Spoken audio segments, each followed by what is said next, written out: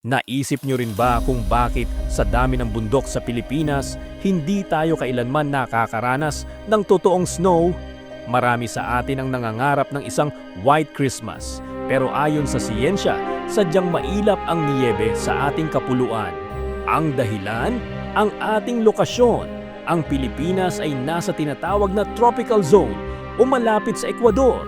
Dito, ang sikat ng araw ay direktang tumatama sa atin buong taon. Dahil dito, ang ating atmosfera ay nananatiling mainit at mahalumigmig.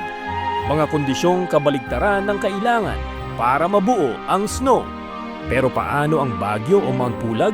Minsan ay nababalita ang ice o frost sa mga pananim doon. Pero ayon sa pag-asa, ito ay andap.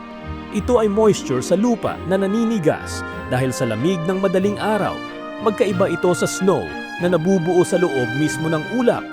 Para magka-snow, kailangang ang temperatura mula langit hanggang lupa ay nasa 0 degrees Celsius.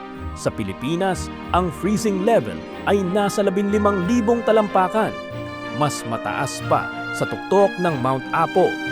Kaya sa ngayon, hanggang yelo muna tayo sa ating mga halo-halo. Pero ang tanong, kung magkaroon man ng snow sa Pilipinas, handa nga ba ang ating kalikasan sa ganito kalaking pagbabago? Usisain natin yan sa comments!